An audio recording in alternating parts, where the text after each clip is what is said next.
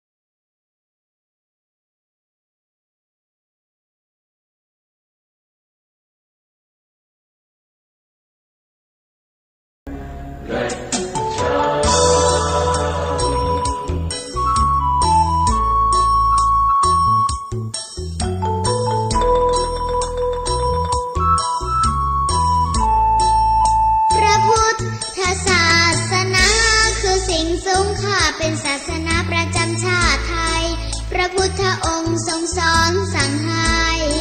พระพุทธองค์ทรงสอนสั่งให้ละชั่วทำดีไว้ฝึกจิตให้สะอาด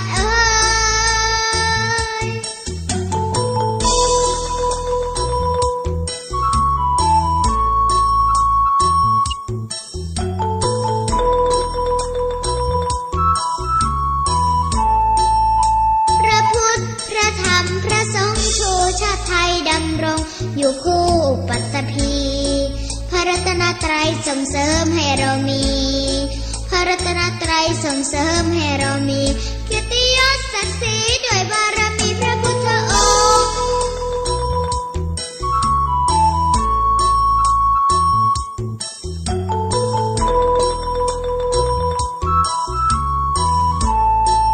โลกสวยด้วยพระพุทธพระผู้บริสุทธิ์ดุจดวงพระสุริยา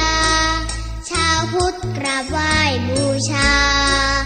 ชาวพุทธกราบไหว้บูชาองค์สมเด็จพระสัมมาสัมพุทธเจ้า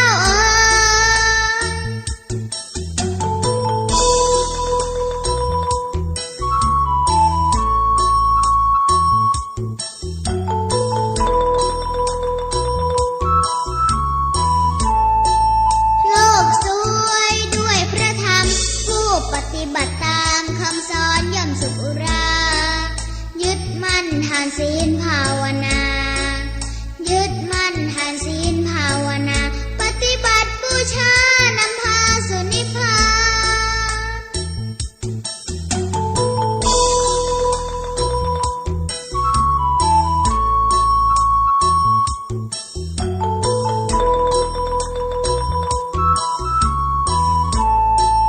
โลกสวยด้วยพระสงฆ์สาวกพระพุทธองค์สอนสั่งชาวประชา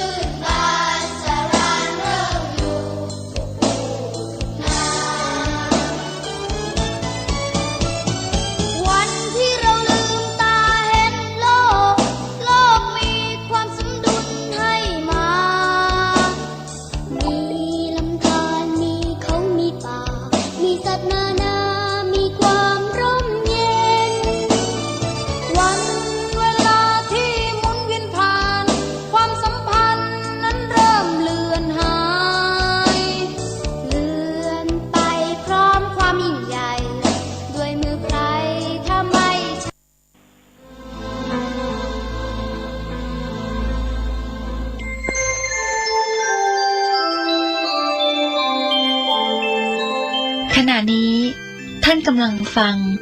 สถานีวิทยุกระจายเสียง FM 104.5 เมกะเฮิรตซ์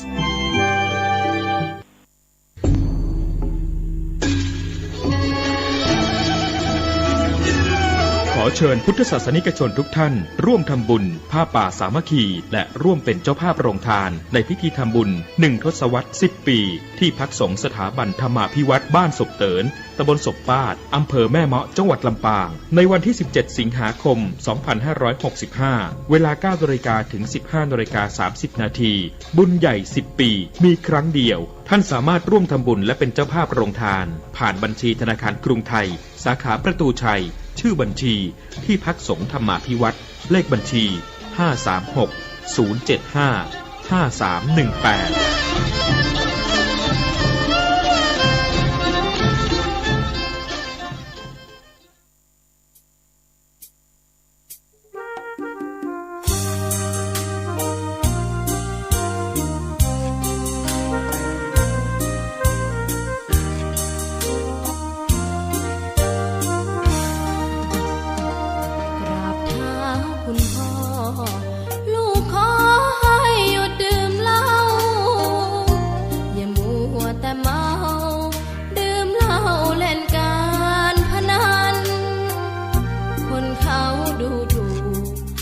ว่าพ่อขี้เกียจทำงานชาวบ้านรังเกียจเดียฉันต่างประจานคุณพ่อสิ้นดีสงสารคุณแม่ลำบากแท้หาเงินมาให้ได้มาเท่าใดพ่อใช้จนหมดไม่มีขัดสนจนยากลำบากคนแค้นเต็มทีอนาคตของลูกริบหรี่ความหวังที่มีมืดมนพ่อดื่มสุราเหมือนกินน้ำตาของแม่พ่อจ๋าฐานะเราแย่หากไม่แก้ความจนแม่เตือนพ่อด่าตบตีแม่ช้ำระกำมองมนซ้ำถูกคนเขานินทากราบเท้าคุณพ่อลูกขอให้หยุดดื่มเหล้าหากมัวแต่เมาคนเขาย้ำหมิ่นเรื่อยมากลับตัวเสียใหม่กลับใจมาพัฒนาพ่อจะมีคุณค่าเลิกดื่มสุราเลิกการพนัน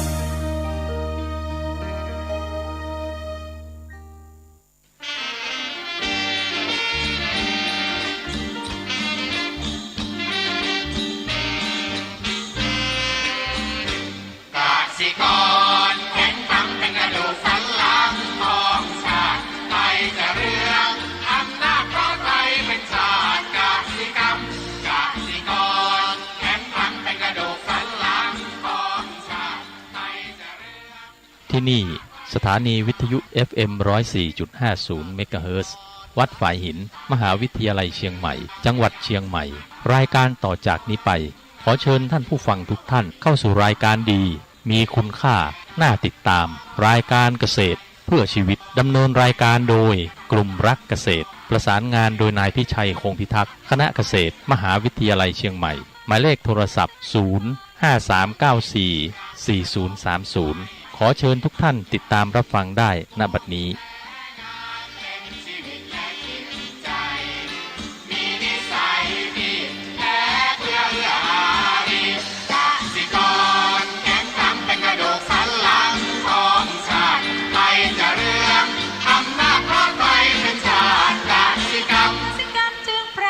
เป็นหลักมันอาชีพสำคัญผู้ไทยที่ไรสีใครจะเก็บใครจะแข็งแรงทวีสวัสดีครับท่านผู้ฟังพบกับรายการเกษตรเพื่อชีวิตสำหรับวันนี้เสนอเรื่องต้องรู้เป้าหมายการประกอบการก่อนเข้าสู่รายการก็มีธรรมะมาฝากท่านผู้ฟังหัวข้อจากหนังสือพจนานุกรมพุทธศาสตร์ฉบับประมวลศัพท์เรียบเรียงโดยพระเทพเวทีประยุทธ์โตมหาจุฬาลงกรณราชวิทยาลัยพิมพ์เผยแพร่ปี2533หัวข้อธรรมะวันนี้คือพยาบาทคำว่าพยาบาทมันแปลว่าความขัดแค้นขัดเคืองแค้นใจความเจ็บใจความคิดร้ายตรงข้ามกับเมตตาในภาษาไทยหมายถึงผูกใจเจ็บและคิดแก้แค้นอันนี้คือคำว่าพยาบาททีนี้มันพยาบาทมันก็มีอีกตัวที่ตามมาคือพยาบาทวิตกพยาบาทวิตกก็คือความตรึกในทางคิดร้ายต่อผู้อื่นความคิดนึกในทางขัดเคืองชิงชังไม่ประกอบด้วยเมตตาอันนี้คือสิ่งที่มันเกิดขึ้นเมื่อมีความพยาบาทความคับแค้นใจแล้วเนี่ยไอ้ความขัดเคืองใจเนี่ยมันก็ผูกเจ็บผูกใจเกิดขึ้นมันก็คอยคิดที่จะหาทางก็เลยแก้แค้นนะทำร้ายกันไม่มีความเมตตาต่อกันอันนี้มันเกิดขึ้นอย่างไรซึ่งมันเรื่องที่ต้องพิจารณาเหตุผลที่เอาหัวข้อนี้มาพูดให้ท่านผู้ฟังฟังเพราะว่าปัจจุบันนั้นคนเราห่างจากการประพฤติธรรมคือประพฤติธรรมตามหลักคำสอนพระเจ้าเนี่ยคือห่างคำว่าห่างในที่นี้หมายความว่าไม่ค่อยสนใจไม่ค่อยประพฤติไม่ค่อยใส่ใจก็ความเป็นเขาเรียกว่าปุถุชนมันก็มีมากขึ้นคำว่าปุถุชนมันเป็นคำแปลว่าคนดิบแต่ถ้าคนที่มีธรรมะต่างๆก็กลายเป็นกัลยาณคนคือคนดีนะทีนี้คนดิบเนี่ยมันมี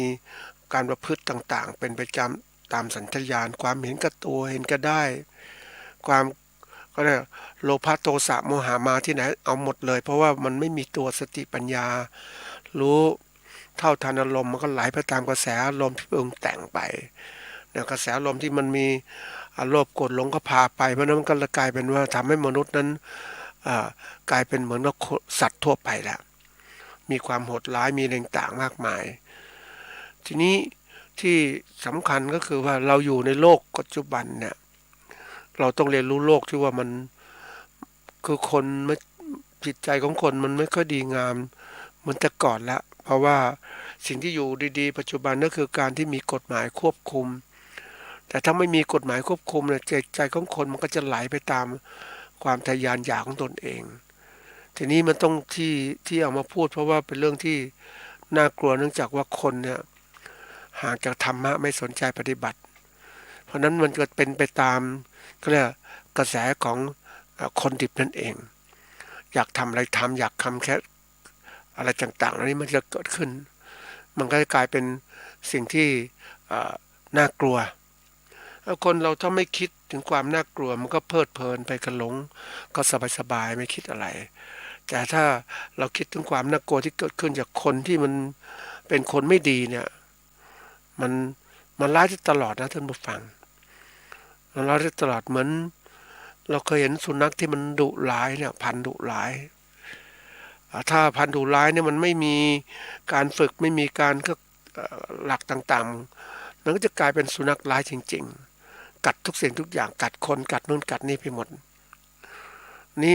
ถ้ามาฝึกมันอยู่ในดีมันเป็นสุนัขที่พันธุ์ร้ายกาจก็สามารถที่จะเชื่องได้อะไรได้คนก็เช่นกันนะไม่ได้ฝึกไม่ได้ก็ปฏิบัติปุ๊บมันโหดร้ายทารุณนะท่านผู้ฟังมันฆ่ากันเนี่ยเรานึกถึงก็ได้มีเพื่อนเป็นเขาเรียกเป็นทหารเนี่ยเขาก็ฝึกเป็นการที่เป็นนักฆ่านักสงครามต่างๆนะเพื่อที่จะเขาเรียกว่ากำจัดศัตรูวิธีการกำจัดศัตรูเขาเนี่ยคือว่าถ้าใครเป็นคิดนอกกรอบคิดไม่รีก็อะไรต่างก็พยายามคิดให้เป็นศัตรูไว้เสมอคิดให้เป็นศัตรูเพื่อที่จะหาทางกำจัดคือไม่มีความเมตตาต่อกันล่ะต้องถ้ามีความเมตตาต่อกันมันฆ่ากันไม่ลงหรอกแต่ถ้าคิดเป็นศัตรูปุ๊บมันจะหาทางฆ่ากันเหมือนหนึ่งเราดูภาพยนตร์ที่เขาในสงครามที่เกิดขึ้นในปัจจุบันนะระหว่างฝ่ายของพม่ากับฝ่ายกองทัพของประชาชนซึ่งก็ต่อสู้กันเพราะนั้นทีนี้ต่อสู้อย่างนี้มันก็เป็นเรื่องของการที่ว่าต้องคิดจิตใจของคนที่จะทำร้ายคนอื่นต้องคิดถึงอะไรความขุ่นเคืองต่างๆนะในการที่กำจัดว่าไอ้ตัวร้ายเนี่ยเป็นศัตรูตัวร้ายทั้งที่อาจจะเขาเป็นคนดีแต่ความที่คนที่จะฆ่าคนได้ต้องคิดถึงเรื่องของว่าให้คิดถึงนี่คือศัตรูเราต้องกำจัดมันไม่มีอะไรที่ฝึกจิตใจคนนะเพราะว่าคิดเป็นศัตรูเสร็จแล้วเนี่ยมันก็ต้องไม่พูดถึงอะไรละก็ฆ่าอย่างเดียวนั่นเองก็เหมือนสุนัขร้ายที่ไม่มีการฝึกอันนี้มันก็เกิดขึ้นจริงมันก็ฆ่ากันทีนี้คนต่างฝ่ายต่างก็ฆ่ากันมันก็ต้องมีการทำภาพยนตร์เกิดขึ้นมานะฝ่ายหนึ่งก็ฆ่าฝ่ายหนึ่งก็ฆ่าฝ่ายหนึ่งเพราะฉะนั้นดูภาพยนตร์มันก็ทำให้พรรคพวกที่ดูแล้วก็เจ็บแค้นแล้วเกิดพยาบาทเกิดขึ้นนี่พยาบาทเกิดขึ้นถ้ามันมีมากๆเนี่ยอาวุธยังไม่มากพอยังไม่ดีพอเนี่ยมันก็พยายามหาอาวุธที่มันรุนแรงร้ายกาจมากขึ้นมันจะฆ่ากันเป็นระบบเลยนี่ถ้ามันรุนแรงมากมันจะฆ่ากันซึ่งเป็นสิ่งที่น่ากลัวมากเลยคนไม่เคยเห็นสงครามไม่เคยเห็นต่างๆมันก็จะไม่มีอะไรแต่ถ้าเห็นสภาวะสงครามจริงๆมันน่ากลัวมากน่ากลัวบางทีแล้วมันเกิดขึ้นได้อย่างไรมันเกิดขึ้นเพราะว่าคนเรานะคิดที่จะทำร้ายกันพยาบาทกันมันเกิดขึ้นทั้งที่ใครเป็นคนใส่ให้เราคิดร้ายต่อกันก็คนมือที่สามที่มันคิดมาให้เราใส่ร้ายกันต่อกันนึกถึงเรื่องสงครามคนมักจะมองข้ามมาอยากพูดแต่ไปเห็นคนเขมรที่ถูกฆ่ากันเป็นล้านคนนึกถึงแล้วก็นึกคือเห็นของจริงนะท่านผู้ฟังไม่เห็นของจริงไม่เห็นเขาฆ่ากันนะเพียงแต่ว่าได้พบปะพูดคุยกับคนที่เขาโดนเขาเรียก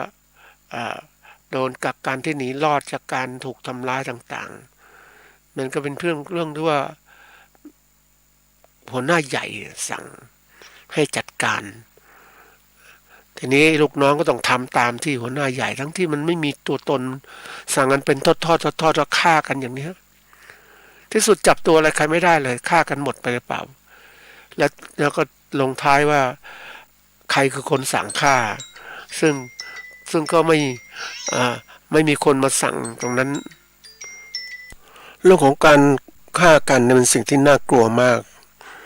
นะเราหาคนที่เป็นตัวยุแยใส่ให้คนแตกแยกกันก็เป็นสิ่งที่ต้องพิจารณาต้องคล้ายๆกับว่าคนเรานั้น จุดยืนของคนที่จะไม่ฆ่ากันก็คือความมีเมตตาต่อกันแต่เมื่อไรก็ตามต้องมาเริ่มจากการที่ว่ามีการเห็นกับตัวเห็นก็ได้การพยาบาทนะเกิดขึ้นมันก็ฆ่ากันเหมือนสัตว์ทั่วไปเลยซึ่งก็น่ากลัวน่ากลัวคือว่าตอนที่มันฆ่ามันสิ่งที่น่ากลัวเนื่องจากว่าคนที่มันคิดจะฆ่ามันก็พยายามที่จะจัดการฆ่าไม่สนใจอะไรทั้งสิ้นนะอันนี้ในกัมพูชานั้นเป็นสิ่งที่เป็นบทเรียนที่สำคัญที่สอนถึงบทของความร้ายกาจของคนที่ผูกพยาบาทอาฆาตกันนะซึ่งคนไทยก็ไม่ค่อยใส่ใจหรือมองข้ามสิ่งนี้ไปทั้งที่มันเป็นตัวอย่างของการฆ่ากันในสงครามทุกๆอย่างที่เกิดขึ้นวันนี้สงครามส่วนหนึ่งของเราก็คือสงครามของการแย่งชิงทรัพยากรธรรมชาติแย่งอาหารการกินกลางๆที่เกิดขึ้นซึ่งมันก็เรียกอะไรมันไม่ได้ฆ่ากันโดยตรงให้เราเห็นแต่เพียงแต่ว่าทำให้คนอดอยากลำบากยากแค้นนะก็เหมือนคนไม่มีจะกินนั่นแหละท่านผู้ฟังมันเกิดขึ้นมามันก็เป็นเหมือนกับธรรมชาติของคนนั่นแหละมันแย่งชิงกันแล้วก็ใครได้ใครอยู่ใครไม่ได้ก็หมดโอกาสนั้นไปซึ่งมันก็เกิดขึ้นมานี่คือความเป็นจริงที่เกิดขึ้นสงครามของการแย่งชิงอาหารการกินมันเกิดขึ้นมาแล้วนะก็พูดถึงเรื่องดาวตรงนี้เพราะว่าเป็นตัวที่มันลุกลามมานะท่านผู้ฟังว่าสิ่งต่างๆมันเกิดขึ้นเพราะใจของคนนั้นมันไม่เหมือนเดิมมันห่างจากศาสนาห่างจากการมีเมตตากรุณาต่อกันมันจะเป็นผลก็ว่าคนเอารัดเอาเปรียบเห็นตัวเองก็ได้ที่เกิดขึ้นสิ่งที่น่าคิดเหมือนกันว่าคนที่คือจะลำพังคนไทยด้วยกันก็ไม่น่าจะมีมากมายแต่วันนี้ไม่ใช่ธรรมดาอันมีคนต่างชาติเข้ามาอยู่แล้วมันก็จะไม่เหมือนคิดไม่เหมือนเรานะเขามาจากสภาพแบบหนึ่งเขามาครอบครองอย่างนี้ซึ่งเราเองเราก็ต้องพยายามคิดให้มันเท่าทันถ้าไม่คิดไม่เท่าทันนะเราก็จะไปกลายเป็นเขาเรียกเป็นเบี้ยล่างให้กับเขาเราก็ทนทุกข์ทรมานลำบากนั่นเองก็ฝากไว้เป็นข้อคิดนะวันนี้มาพูดถึงเรื่องของต้องรู้เป้าหมายการประกอบการเนี่ยต้องรู้เป้าหมายการประกอบการอันนี้ชื่อใหญ่นะท่านผู้ฟังนะชื่อใหญ่เพราะว่าถ้าเราคิดเล็กเราก็ไม่เห็นอะไรแต่เราคิดใหญ่เนี่ยมันจะมองเห็นคือการคิดใหญ่ไม่ใช่ความสำคัญที่เกิดขึ้นทีนี้มาดูว่าคำว่าต้องรู้ต้องรู้นี่คืออะไรนะสำคัญอย่างไรแล้วก็เป้าหมายการประกอบการเกษตรเนี่ยมันไม่ใช่คิดแค่ว่าคำว่าพออยู่พอมีพอกิน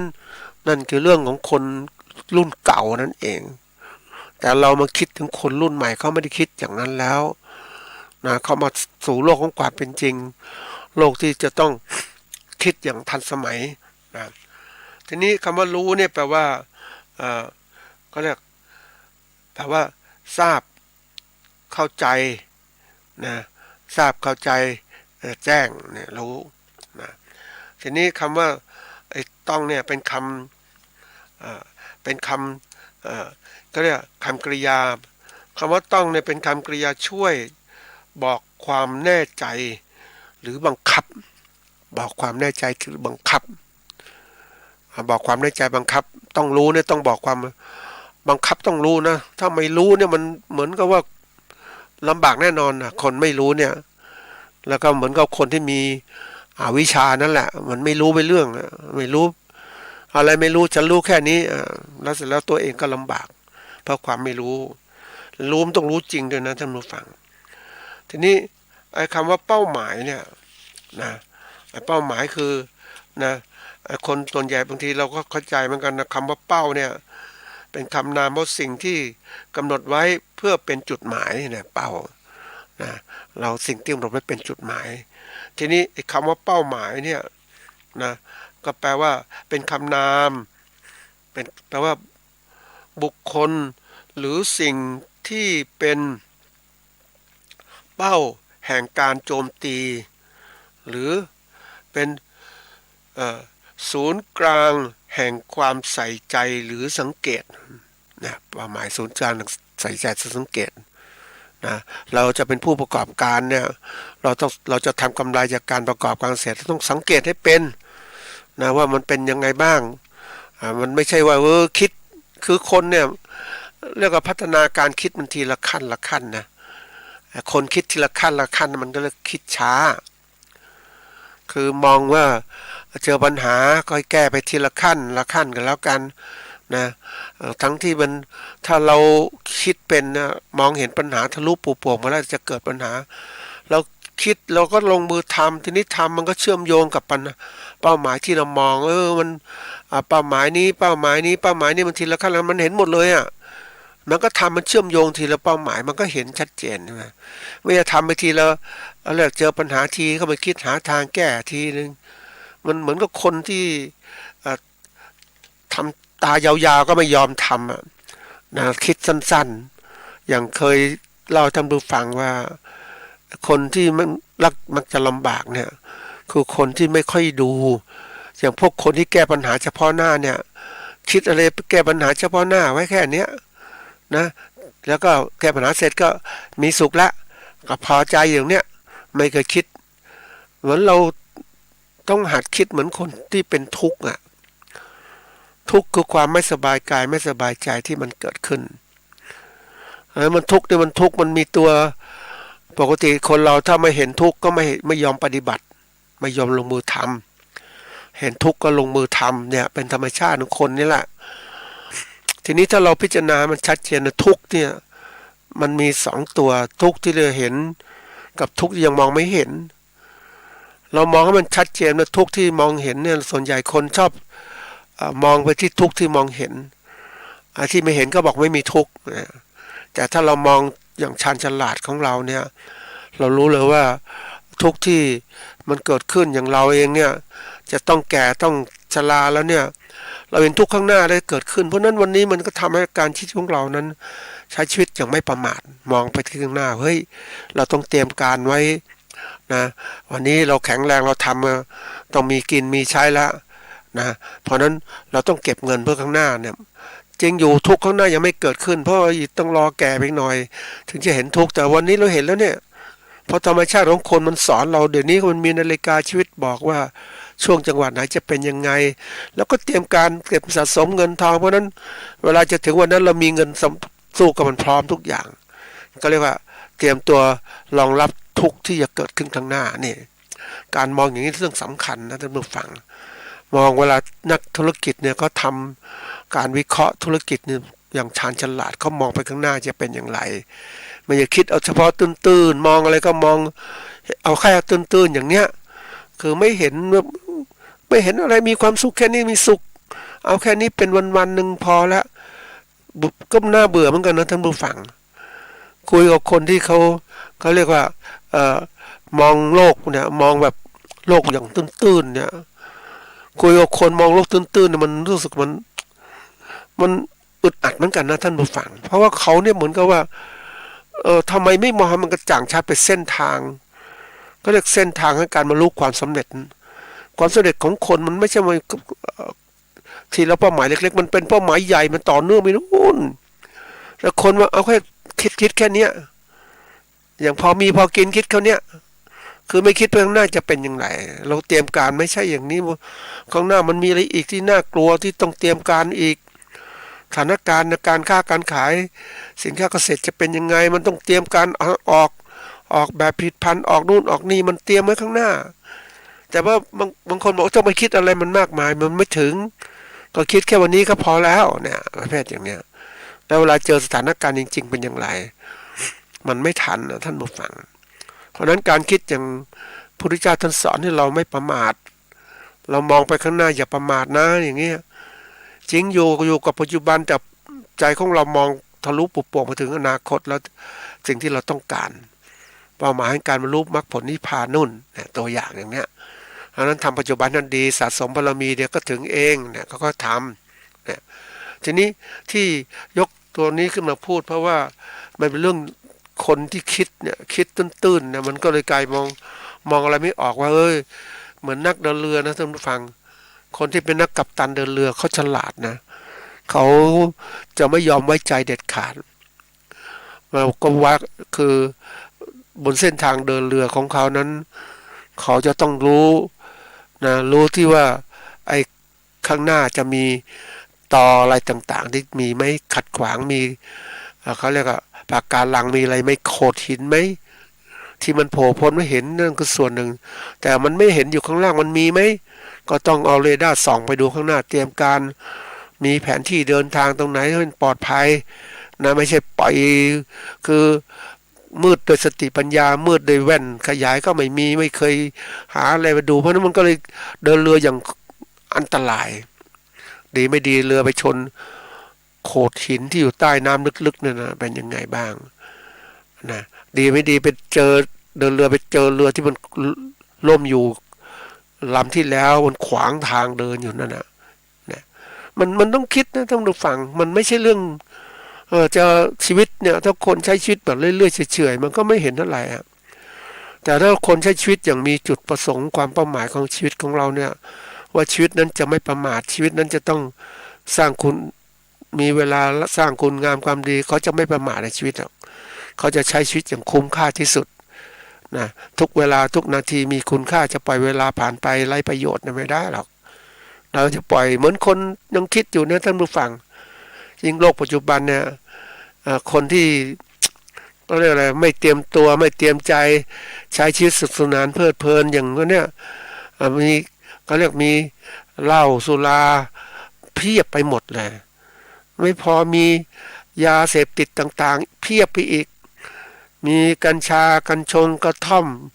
กล่อมจิตกล่อมใจมีกาแฟมีอะไรมันก็กล่อมไม่หมดนั่นแหละมันหลงเพลินไปเนี่ยเพลินที่เขาหลอกให้มันกล่อมจิตกล่อมใจหลงไปแล้วก็เพลินไปเนี่ยแทนที่จะทุ่มมาเวลามาจัดการชีวิตนะเมื่อหมดฤทธิ์ยาหมดฤทธิ์ปุ๊บก็เอาแล้วนะต้องเสพตลอดเวลาซึ่งเป็นสิ่งที่น่ากลัวนะที่พูดถึงเรื่องนี้มาเพราะว่าต้องรู้เพื่อเป็นเป้าหมายการประกอบการเกษตรเพราะว่าการเกษตรปัจจุบันนะมันไม่เหมือนเดิมแล้วมันเป็นสิ่งที่มันพัฒนาไปไกลแล้วอ่ะนะแล้วจะย้อนกลับมันเกษตรแบบอยู่แบบภูเขาแม่น้ำนะอยู่อย่างเงี้ยสบายไม่ต้องคิดอะไรมากมายมันไม่ใช่แล้วท่านผู้ฟังไอ้นี้ภูเขาไม่มีน้ำไม่มีไม้ไม่มีแหล่งน้ำนะแล้วก็คนอยู่บนต้นภูเขาเขาก็กักน้ำไว้ใช้ฟรีๆของเขานะเขาไม่ได้ใส่ใจคนข้างล่างจะเป็นอย่างไรมันสภาพแวดล้อมเปลี่ยนแปลงหมดแล้วอ่ะเราจะคิดแบบโอ้อย่างนี้อยู่สบายเหมือนคนบนภูเขาคนนะมันไม่ใช่แล้วผูกไปเดี๋ยวนี้มันก็อย่างที่เคยกล่าวไว้คราวที่แล้วว่าเกษตรกรบนภูเขาแต่ก่อนทำเกษตรได้ทั้งปีมีน้ำมีอะไรตลอดเดี๋ยวนี้ฝนไม่ตกต้องตามฤดูกาลน้ำแห้งแล้งเขาทำการเกษตรไม่ได้นะทำได้ฤดูฝนเท่านั้นฤดูอื่นทำไม่ได้ก็ต้องลงมาจากภูเขานะมาเป็นอาชีพรับจ้างทำอาชีพอื่นๆเพราะน้ำมันไม่มี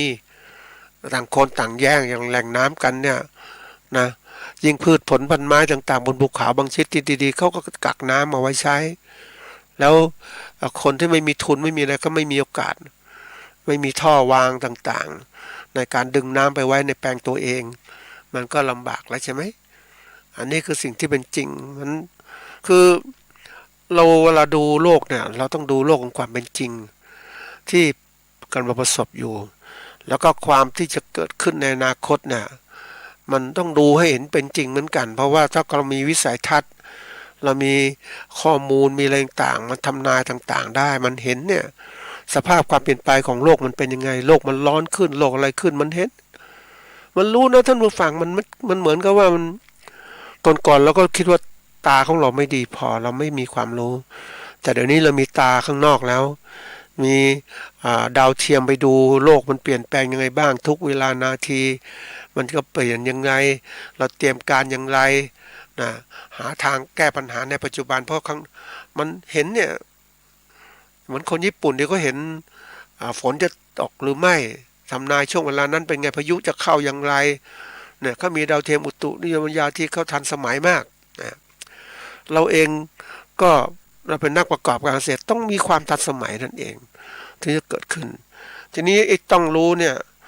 บังเอิญว่าไปเจองานชิ้นหนึ่งนะที่เราเหตุผลมาพูดทำเราฟังเพราะว่ามันมีงานที่ทางภาคเหนือเนี่ยก็เรียกงานนิทรรศการในการที่จะเอาภาครัฐเนี่ยรวบรวมเอาความรู้ต่างๆมาออกเขาเรียกออกนิทรรศการนะให้ประชาชนได้ตื่นตัวได้เห็นถึงการพัฒนาต่างๆที่เกิดขึ้นนะจริงๆแล้วตรงนี้มันสิ่งที่มันเขาเรียกว่าในการพัฒนาประเทศมันจะมีแนวคิดอยู่นะว่าคือกลุ่มหนึ่งเขาเรียกกลุ่มข้าราชการหรือพวกเทคโนแครตเนี่ยเป็นนักวิชาการที่เขาเคยได้รับความรู้เคยอะไรต่างเขาสะสมความรู้ไว้เนี่ยเขาก็เขียนแผนพัฒนาต่างๆที่บางส่วนต้องรีบพัฒนามีแผนต่างๆเขาก็เขียนขึ้นมานะอีกส่วนหนึ่งคือพวกของรัฐบาลผู้บริหารรัฐบาลเนี่ยเขาก็เขียนขึ้นมาอีกนะเพราะว่าเขาก็วางแผนคือคนทำเนี่ยก็วางแผนส่วนหนึ่งไอ้คนที่คิดก็วางแผนอยู่ส่วนหนึ่งนี่คนคิดเนี่ยเขาไม่ได้มาจากประชาชนเขาก็คิดแผนนู่นแผนนี่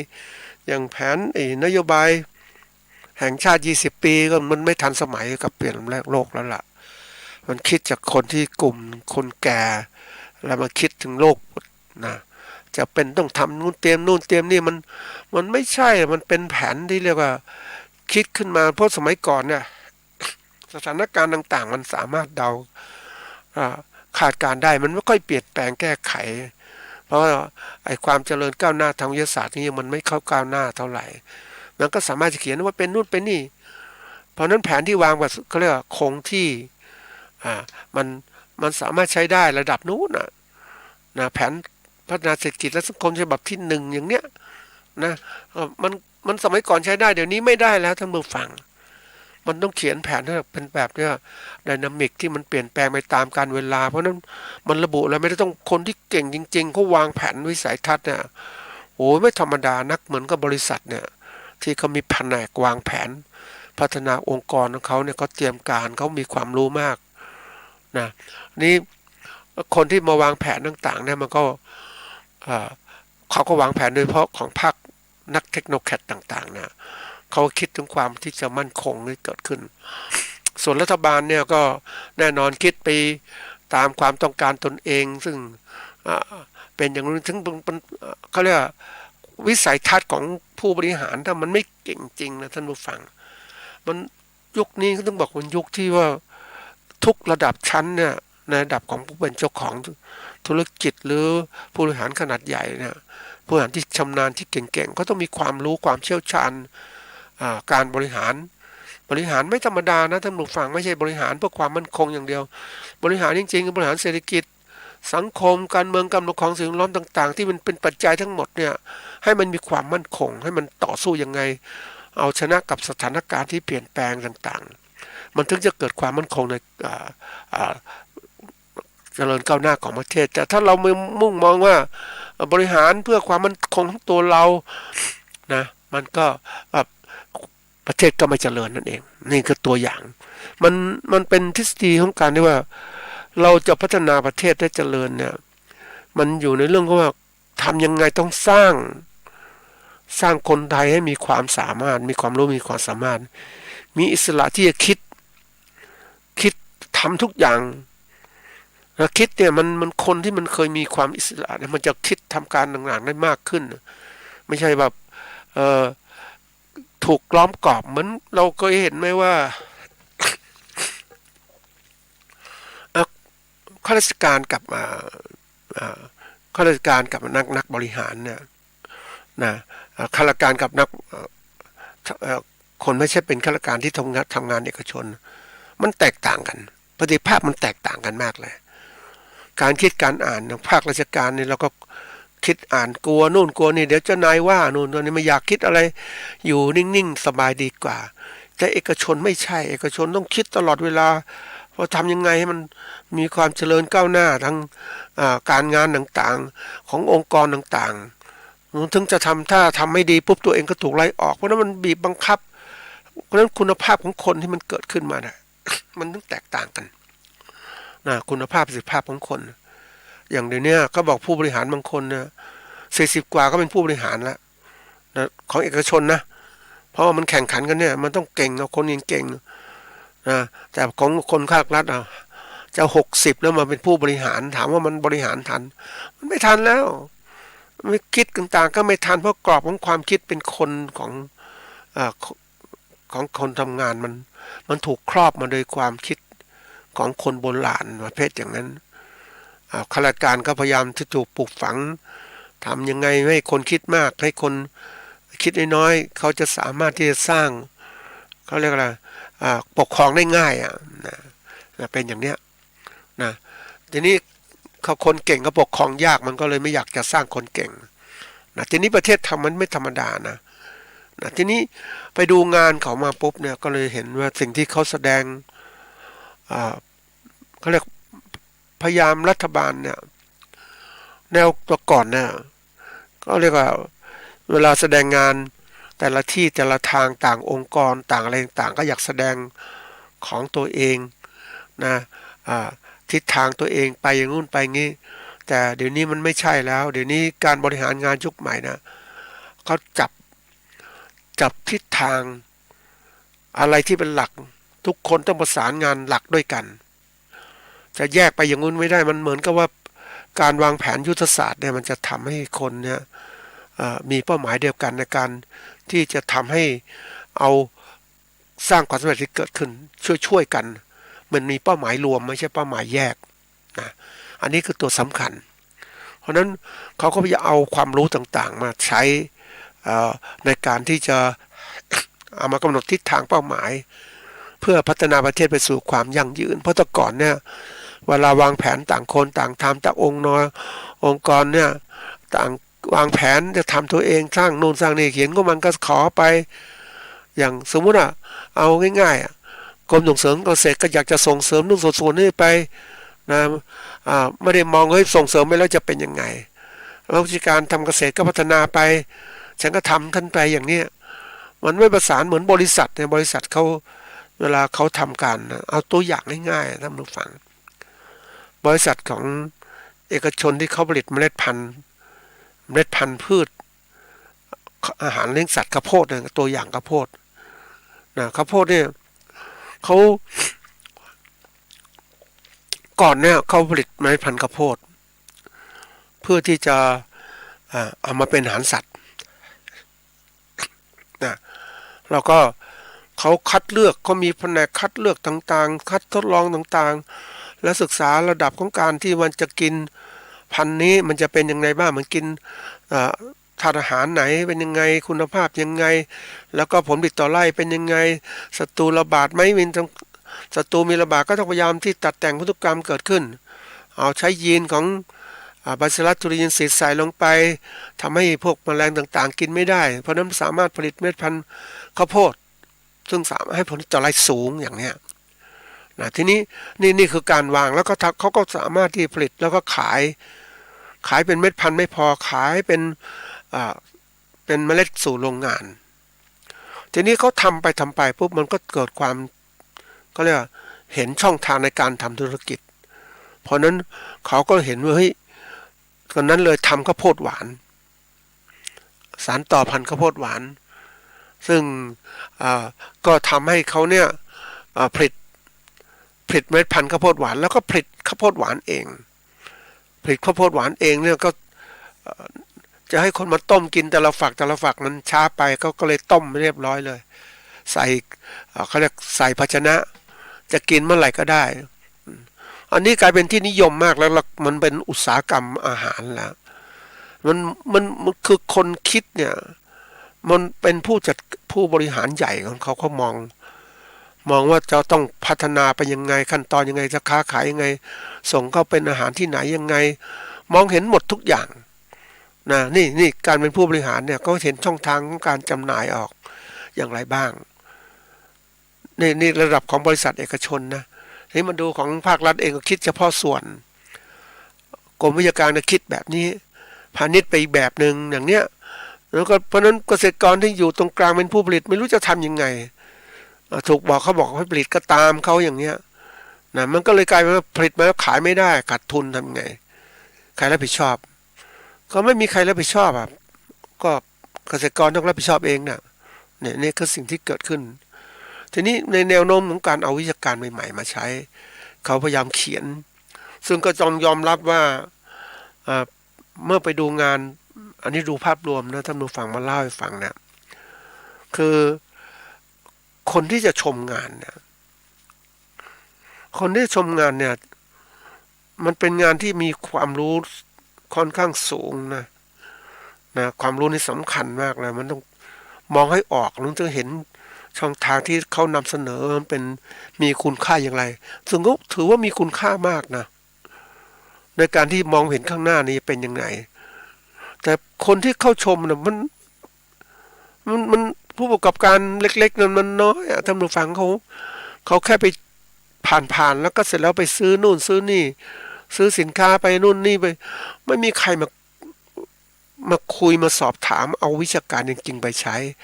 เตรียมการข้างหน้าอะไรจะเกิดขึ้นจริงอยู่ว่าเราบอกว่ามันวิชาการมันสูงเกินไปฉันไม่ได้ใช้มันละนะไม่จำเป็นจะต้องไปเก็บไม้หนักหัวไปเปล่าเนี่ยคิดอย่างเนี้ยจริงๆมันไม่ใช่มันเพียงเขาแสดงให้เราเห็นเพื่อสถานการณ์ข้างหน้ามันจะบีบบังคับเราต้องเป็นอย่างนั้นแต่ที่ถ้าเราไม่เป็นอย่างนั้นปุ๊บเราก็ต้องตกกระบวนการละกลายเป็นผู้ประกอบการที่ล้าสมัยและที่สุดก็ต้องไปไหนไม่ได้ก็ต้องเลิกกิจการไม่สามารถทำต่อได้เพราะนั้นเราเองต้องดูทีนี้เวลาไปดูปุ๊บต้องคุยกับเขาอะคุยกันหาวิชาการหาความรู้ต่างๆเคยไปดูงานหลายที่ทีเดียวซึ่งต้องยอมรับว่าการดูงานการต่างๆเป็นเรื่องสำคัญมากที่เกษตรกรหรือผู้ประกอบการต้องไปและต้องไปเรียนรู้สอบถามคุยต่างๆเขาเป็นผู้แสดงเขาก็อยากจะให้ความรู้แต่ว่ามันไม่มีคนถามแล้วยิ่งคนถามไม่มีความรู้ที่จะถามมันก็เลยกลายเป็นว่าเฮ้ยดูเฉยๆผ่านไปมันยอมรับว่าสิ่งที่เขาแสดงนั้นนะมีคุณค่าสูงแล้วก็ใช้งบประมาณที่มากในการจัดแต่ทีนี้ผู้ชมเนี่ยไม่ค่อยได้ใส่ใจเสียดายท่านผู้ฟังก็เหมือนเราเอาความรู้ไปให้กับคนที่อยู่กลางทะเลทรายหรืออยู่กับคนที่ไม่เห็นคุณค่าก็เลยกลายเป็นว่ามันเสียดายท่านผู้ฟังมันเสียดายมากๆเลยว่าทำไมว่าเขาอาจจะว่าเป็นผู้ประกอบการหรือเกษตรกรคิดไม่ทันก็อาจจะเป็นไปได้หรือว่ามองไม่เห็นคุณค่านั่นเองนะก็น่าคิดนะทีนี้เราไปดูว่าคนส่วนใหญ่เนี่ยเวลาดูงานเนี่ยก็ดูผ่านๆแล้วก็เสร็จแล้วเขาก็ไปซื้อสินค้าซื้อนู่นสิ่งที่เขาต้องการคนเราเวลามีความต้องการปุ๊บเนี่ยเอาความต้องการเฉพาะหน้าเป็นหลักนะท่านผู้ฟังตัวความต้องการเฉพาะหน้ามันเป็นหลักปุ๊บมันก็กลบความต้องการระดับที่ลึกที่มันสำคัญที่ควรจะมองที่ควรจะต้องเข้าถึงกับไม่ถึงเพราะมันติดไอ้ตัวที่เรียกว่าไอ้ความต้องการเฉพาะหน้ามันข่มไปหมดมันทับไปหมดนั่นเองเหมือนคนที่ก็เดินไปดูเครื่องมือที่เขาแสดงมันก็แค่เครื่องมือนะท่านผู้ฟังแต่มองไม่เห็นอะไรเลยเห็นแค่เครื่องมือเท่านั้นแต่ไม่เห็นกลไกในการทำงานเพราะไม่ได้ถามมันกลไกทำงานนั้นไม่เห็นสิ่งที่จะใช้ประโยชน์มีคุณค่าอย่างไรนะเมื่อไม่เห็นตรงนี้ปุ๊บก็เลยข้ามไม่หมดเลยท่านผู้ฟังเหมือนว่าคนข้ามบทเรียนไปเลยไม่มีใส่ใจอะไรทั้งสิ้นเป็นสิ่งที่น่าเสียดายนะนี่มาดูว่า ในภาพรวมที่เขาแสดงเนี่ยโครงการที่ในคราวนี้ก็เรียกว่าประเทศไทยกำลังพยายามที่จะยกระดับของการขยายตัวทางเศรษฐกิจที่มีค่าเฉลี่ย3%ต่อปีให้มันเพิ่มขึ้นครับซึ่งให้มันเพิ่มขึ้นมันทันกับ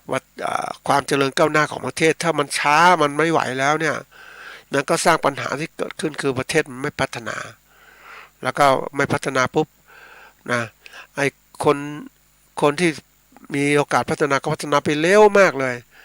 ไอ้คนที่ไม่มีโอกาสพัฒนาก็ล้าหลังก็เกิดความเหลื่อมล้ำเกิดขึ้นเขาพยายามจะสร้างกลไกที่จะทำให้มันเขาเรียกว่ามีความยั่งยืนในการพัฒนาก็ต้องยอมรับนะท่านผู้ฟังว่า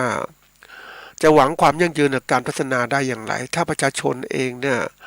ไม่มีความรู้ไม่มีความสามารถเพราะเราถูกครอบมานานแล้วระบบต่างๆเนี่ยมันเหมือนกับว่าเราเองเนี่ยเราไม่ได้ส่งเสริมให้เกษตรกรหรือผู้ประกอบการเกษตรเราเป็นคนที่ว่ามีความรู้มีความสามารถเราส่งเสริมให้เขาเนี่ยต้องพึ่งพาภาครัฐแล้วก็ไม่มีความคิดสร้างสรรค์ของตนเองพึ่งพาทุกอย่างนะเป็นเหมือนกับว่าเป็นผู้ที่อยู่ภายใต้การชี้นำของภาครัฐก็เลยกลายว่าทำอะไรไม่ได้สักอย่างคือไม่ได้คิดสร้างสรรค์เหมือนพอดีว่า นึกถึงที่เขาเล่าถึงการเรียนของประเทศไทยนะเรียนเพื่อการที่จะให้คนไทยจำนักเรียนจำนะอันนี้คือทำแบบนี้นะจำแบบนี้ไปนะทำอย่างนี้นะอยากสำเร็จต้องทำแบบนี้แบบนี้แต่การที่เขาต่างประเทศเขาเรียนนะเขาจะสอนให้รู้จักไม่ได้จำอย่างเดียวให้รู้จักคิดว่าไอ้สิ่งที่เราทำนั้นน่ะมันมีประโยชน์ไหมมันเลยเกิดขึ้นถ้าคิดต่างๆจะเป็นยังไงนะมันจะทำให้คนเรียนมีความคิดสร้างสรรค์ที่เกิดขึ้นมันการที่ว่าสมมติว่าก็เจอปัญหาปุ๊บเนี่ยคนที่เป็นเรียนจำอย่างเดียวมันก็แก้ปัญหาด้วยการจำมันไม่เคยจะคิดนอกกรอบคิดอะไรทั้งสิ้นเพราะว่าถ้าเอาความรู้มาใช้ไม่ได้ก็จบแค่นั้นแต่ถ้าคนที่เรียนรู้โดยการที่เขาสร้างความคิดสร้างสรรค์ต่างๆมันเจอปัญหานี้พวกเขาจะไปหาทางออกทำนี้ได้ไหมทำงุ้นได้ไหมมันมีอิสระเสรีภาพในการคิดเนี่ยเพราะนั้นเขาจะหาทางออกทางแก้ปัญหาของเขาเพราะนั้นคนมันจะเก่งขึ้นเนี่ยนี่คือตัวอย่างประเทศไทยเราขาดการพัฒนาตรงนี้มานานแล้วเราก็ทำให้คนเนี่ยมันติดกับแบบคิดแบบเดิมๆมันก็เลยกลายเป็นว่าไม่เจริญก้าวหน้าเกิดขึ้นนี่พยายามที่เอาแนวคิดใหม่ๆมาใช้ในการพัฒนาแต่คนมันไม่ได้คิดท่านผู้ฟังมันถูกกรอบของการแนวคิดเก่ามันครอบคลุมหมดแล้วมันสิ่งที่น่าเสียดายนะทีนี้ในกรณีที่เขาพยายามจะคิดถึงการที่เอาแนวความคิดใหม่ๆมาใช้ในการพัฒนาประเทศก็เพื่อที่จะเขาเรียกว่าทำให้เกิดความเจริญก้าวหน้าต่อยอดเจริญโตเศรษฐกิจต่างๆมีความมั่นคงแล้วพยายามใช้โมเดลเศรษฐกิจใหม่ๆเกิดขึ้นเรียกว่าไอ้ตัวที่พูดในที่นี้คือ BCG โมเดลซึ่งเป็นการพัฒนา3เศรษฐกิจหลักก็คือเศรษฐกิจชีวภาพนะอันที่2เศรษฐกิจหมุนเวียนนะหมุนเวียนถึงสามารถใช้กลับมันเอามากลับมาใช้ใหม่ได้อันที่3เศรษฐกิจสีเขียวซึ่งเป็นมิตรต่อสิ่งแวดล้อมมันทำให้เจริญก้าวหน้าไม่สร้างผลเสียที่เกิดขึ้นซึ่งตัวนี้เป็นตัวสำคัญนะท่านผู้ฟังว่ามันต่างประเทศเขาทำกันหมดแล้วเพราะว่าเขาก็คิดว่าสิ่งต่างๆที่มันเกิดขึ้นมาเนี่ยมันต้องมีการพัฒนาอย่างนี้นะอย่างเราเองเนี่ยเราพัฒนาประเทศของเราเนี่ยอย่างเราปลูกข้าวพืชหลักประเทศไทยนะก่อนนี้มีรายได้คือข้าวยางพารามันสำปะหลังอ้อยข้าวโพดปาล์มน้ำมันนะอันนี้เป็นตัวอย่างสินค้าที่ผลิตมาขาย10 ปีก็ผ่านมาอย่างเงี้ยแต่เดี๋ยวนี้ท่านผู้ฟังเชื่อไหมว่าข้าวนั้นก็เป็นอันดับ2-3ของโลกละไม่ใช่เป็นที่1ละยางพารานี่ก็น้อยลงแล้วเพราะว่าเราไม่ก็ปลูกกันละบางภาคใต้แต่บางภาคอื่นๆยังปลูกกันเพราะว่าเฮฮาสมัยนโยบายที่บอกให้ปลูกยาง จนกระทั่งมันปลูกแล้วมันไม่ใช่ความชื้นสูงบางที่นั้นความชื้นมันต่ำนะมันสำปะหลังในนี้ก็จะพยายามจะเลิกเพราะเนื่องจากว่ามันบริโภคธาตุอาหารในดินมากทีเดียวนะแล้วก็ภาคตอนออกพยายามปลูกถามว่าปลูกไปแล้วเนี่ยขายเป็นอะไรขายเป็นมันเป็นอาหารสัตว์ต่างประเทศแทนที่เป็นเนื้อสัตว์มันเหมือนเป็นผู้ผลิตวัตถุดิบอะนะอันนี้คือตัวสำคัญอย่างถัดมาอ้อยเงี้ยนะอ้อยนี่แน่นอนอ้อยไปที่ไหนป่าวอดวายที่นั่นสมัยก่อนปลูกมากนะมีปลูกอ้อยเต็มไปหมดเลยแล้วสุดท้ายตอนนี้เป็นไงพยายามจะเลิกอ้อยนะก็อ้อยก็ไปปลูกที่ต่างที่อื่นแล้วข้าวโพดนี่ก็แน่นอนยังมีอยู่นะยังเป็นข้าวโพดที่มีอยู่คนก็พยายามที่จะปลูกข้าวโพดแต่กรณีปลูกพันธุ์ก็พยายามปลูกข้าวโพดอย่างอื่นปลูกเป็นข้าวโพดเรียกว่าข้าวโพดเลี้ยงสัตว์มากกว่าแล้วเดี๋ยวนี้เขาเปลี่ยนแปลงจากการปลูกธรรมดาแล้วนะท่านผู้ฟังปลูกข้าวโพดเพื่อจะเอาไปเลี้ยงวัวนมเนี่ยมันแตกต่างพยายามจะเปลี่ยนปาล์มน้ำมันเนี่ยก็พยายามจะปลูกกันอยู่ทีนี้มาดูว่าสินค้านี่สินค้าเกษตรพืชนะทีนี้วันนี้อาหารพวกของสินค้าเกษตรซึ่งเป็นเรื่องของเขาเรียกว่าอาหารก็ประเทศไทยก้าวหน้ามากเพราะว่าผู้ประกอบการเขาเก่งพวกผลิตเนื้อไก่ผลิตหมูนะหมูเนื้ออะไรต่างๆเนื้อวัวต่างๆก็เก่งหมดน่ะแล้วก็เสร็จแล้วขาย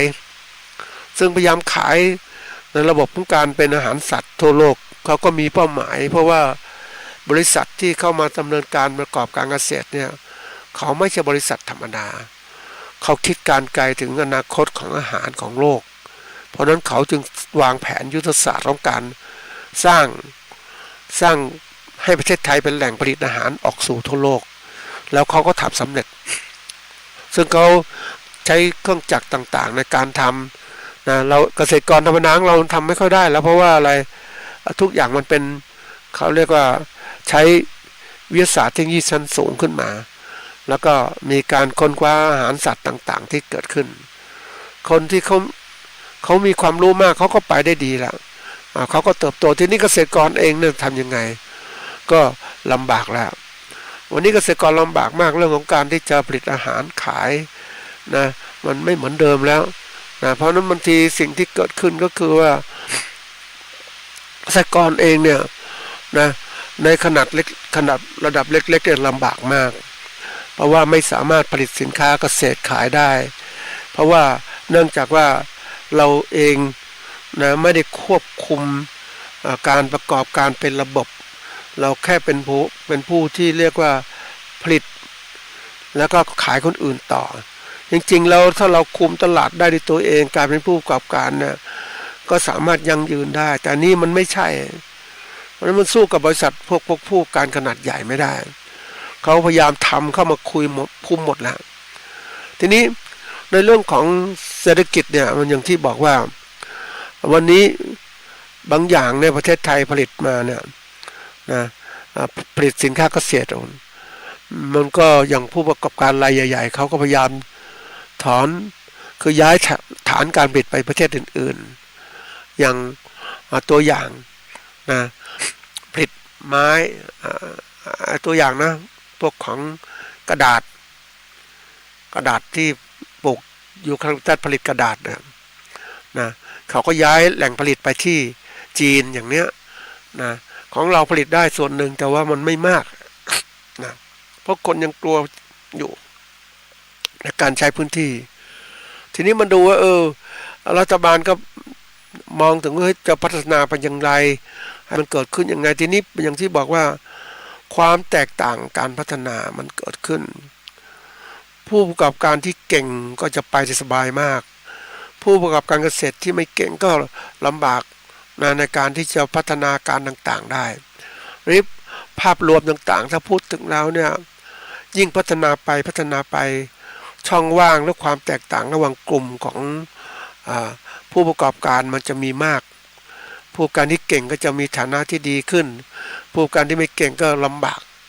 กับการต่อสู้ต่างๆแนวคิดต่างๆมันก็เกิดขึ้นว่าทำยังไงให้มันเกิดความมั่นคงยั่งยืนเกิดขึ้นนั่นก็คือการที่จะเข้าสู่ระบบเขาเรียกว่าเน้นคือประเทศไทยเนี่ยพูดตรงๆมันแทนที่จะคิดเหมือนประเทศพัฒนาอุตสาหกรรมต่างๆประเทศไทยกับเน้นเกษตรเนี่ยคือคนเราเนี่ยมอง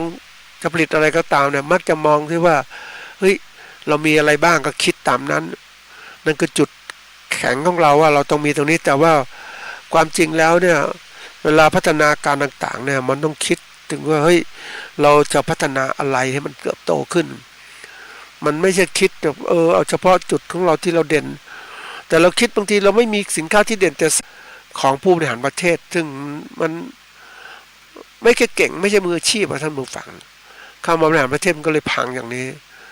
แล้วผู้ประกอบการเกษตรของเราก็ส่วนหนึ่งที่เรายังไม่มีความรู้ที่มากพอในการที่จะเห็นโลกที่เปลี่ยนแปลงเพราะนั้นบางทีเราบอกยิ่งพัฒนาไปยิ่งปัญหาของความไม่มั่นคงทางเศรษฐกิจมันก็เกิดขึ้นเพราะว่ายิ่งพัฒนาไปเนี่ยผู้ที่มีควบคุมอำนาจทางเศรษฐกิจต่างๆก็ร่ำรวยไปแต่คนที่เรียกว่าไม่มีอำนาจควบคุมเศรษฐกิจการซื้อขายแลกเปลี่ยนปุ๊บก็เรียกว่ายากจนลงก็เกิดช่องว่างระหว่างคนเกิดขึ้นแน่นอนมันเป็นสิ่งที่เกิดขึ้นเป็นจริงว่าโลกทุนนิยมเนี่ยยิ่งพัฒนาไปกลุ่มคนทุนมันเยอะๆก็จะร่ำรวยไปคนที่ทุนน้อยๆก็จะยากจนลงเพราะฉะนั้นระดับที่เรียกว่าคนชั้นยากจนชนชั้นกลางก็จะมีมากส่วนคนที่ระดับสูงขึ้นนั้นจะมีไม่มากอันนี้เกิดขึ้นในประเทศที่เรียกว่าด้อยพัฒนาต่างๆนะโดยเฉพาะอย่างยิ่งประเทศที่ไม่เป็นประชาธิปไตยแต่ประเทศที่ประชาธิปไตยมันจะมีการแข่งแย่งกันต่างๆมันมีช่องทางการต่อสู้เพราะนั้นมันมีช่องทางทำให้คนหรือผู้ประกอบการมีโอกาสในการที่หาช่องทางการพัฒนาได้นะก็อันนี้อยากจะฝากไว้ตอนที่1ก่อนซึ่งเราก็คิดว่าถ้าข้างหน้าเนี่ยเดี๋ยวจะพูดถึงตอนต่อไปว่าจะพัฒนาอะไรบ้าง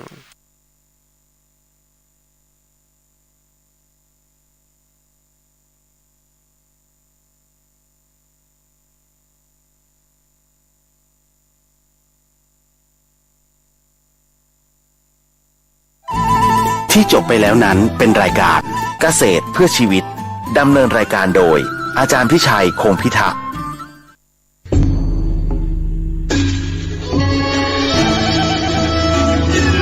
ขอเชิญพุทธ